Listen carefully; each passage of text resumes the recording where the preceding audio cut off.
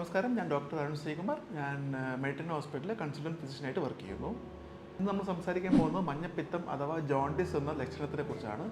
അപ്പോൾ ഉഷ്ണകാലത്ത് കൂടുതലായിട്ട് കാണപ്പെടുന്ന ഒരു ക്ലിനിക്കൽ സിംറ്റമാണ് ഈ മഞ്ഞപ്പിത്തം എന്ന് പറയുന്നത്, അഥവാ ജോണ്ടിസ് നമ്മൾ ഇംഗ്ലീഷിൽ പറയുന്നത്. അപ്പോൾ അതുകൊണ്ട് നമ്മൾ എന്താ ഉദ്ദേശിക്കുന്നത്, നമ്മുടെ കണ്ണുകൾക്കും ത്വക്കിലും മഞ്ഞ കളറായിട്ട് വരുന്നതാണ് അതിൻ്റെ രോഗലക്ഷണമായിട്ട് കാണുന്നത്. അപ്പോൾ അത് പല കാരണങ്ങൾ കൊണ്ടും വരാം.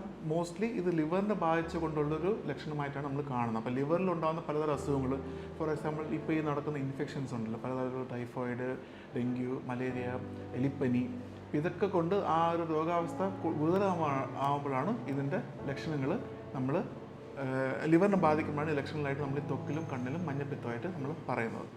അപ്പോൾ ഇങ്ങനത്തെ ലക്ഷണങ്ങൾ കാണുമ്പോൾ നമ്മൾ ഉടനടി എടുക്കേണ്ട ഇതെന്ന് പറഞ്ഞാൽ ഫുഡും വെള്ളവും ശ്രദ്ധിച്ച് കുടിക്കും. ഇപ്പോൾ തിളപ്പിച്ച വെള്ളം വേണം കുടിക്കാൻ, തിളപ്പിച്ച ആറ്റിയ വെള്ളം വേണം കുടിക്കാൻ. ഫുഡ് നല്ല ഹൈജീനിക് ആയിട്ട് വേണം ഉണ്ടാക്കാൻ. മീൻസ് നല്ല ഇപ്പോൾ നമ്മൾ ഫ്രിഡ്ജിൽ നിന്ന് എടുക്കുന്ന ഫുഡാണെങ്കിൽ നല്ലോണം ഹീറ്റ് ചെയ്തിട്ട് വേണം അത് കഴിക്കാൻ. അല്ലെങ്കിൽ ഇങ്ങനെ പകർച്ചവ്യാധികളും പല അസുഖങ്ങൾ വന്നിട്ടാണ് ഈ മഞ്ഞപ്പിത്തം ഉണ്ടാകുന്നത്.